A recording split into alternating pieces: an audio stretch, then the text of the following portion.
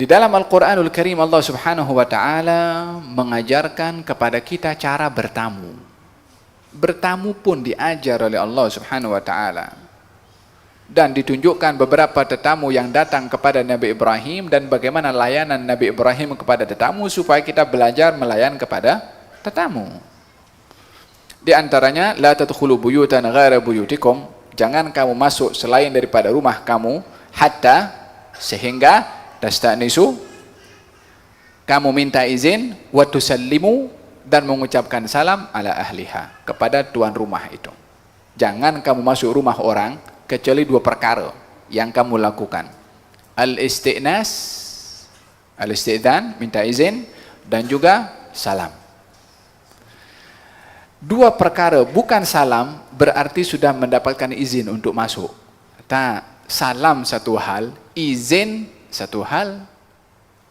Zaman kita sekarang tak, kalau ada ketuk Assalamualaikum, didapati pintu terbuka, dia mengizinkan dirinya sendiri masuk dalam situ. Tuan rumah belum jawab, baru buka pintu, dia dah langkahkan kakinya untuk masuk.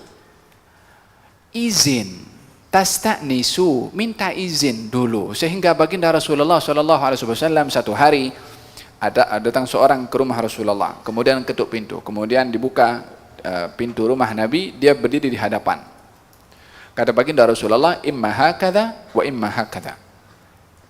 Yani, kamu kalau nak datang rumah orang, jangan berdiri di hadapan pintu. Yang kalau orang buka, tuan rumah buka pintu, kita nampak di depan. Mungkin di sana ada orang rumahnya belum pakai tudung, mungkin keadaan rumah itu berserakan, belum rapi lagi, yang kalau dinampak oleh tetamu dia malu. Imma hakadha, kamu berdiri menghadap sana, atau berdiri sini menghadap sana, tapi jangan menghadap kepada pintu.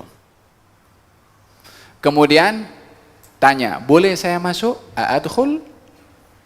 Kata baginda, kemudian tanya, boleh saya masuk? Ini istiqnas tadi, minta izin. Ngal satu hari ada orang datang ke rumah Nabi SAW, ketuk pintu. Ditanya oleh Rasulullah, siapa? Ana. Saya. Kata Nabi, ana. Yani saya. Tunjuk Nabi itu tak suka. Saya itu siapa? Sebut namanya. Jangan sebut saya. Semua orang pun datang rumah orang kan sebut saya. Siapa saja boleh jadi saya. Tapi sebut nama. Kemudian seorang datang ke rumah Nabi, kemudian tak dapat jawaban daripada salam, ataupun tak salam pun juga, dia tengok daripada lubang kunci rumah Nabi. Kata baginda Rasulullah ketika diberitahukan, kalau aku tahu tadi, sebentar tadi aku menjahit, kalau aku tahu aku tusuk mata kamu dengan jarum ini. Apa sebab? Bukan perkara biasa orang bertamu masuk rumah orang macam tu. Yang kita ramai sekali, lil asaf syadid, orang kurang mengambil berat tentang adab bertamu, tentang melihat keadaan di rumah tuan rumah yang kita datang ke rumahnya.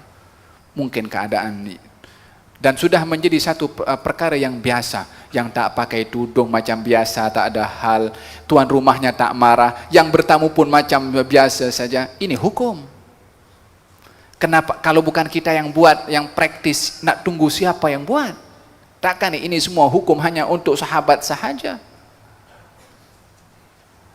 Fahimtum? Kata baginda, ini menyentuh marwah, menyentuh kehormatan dalam rumah.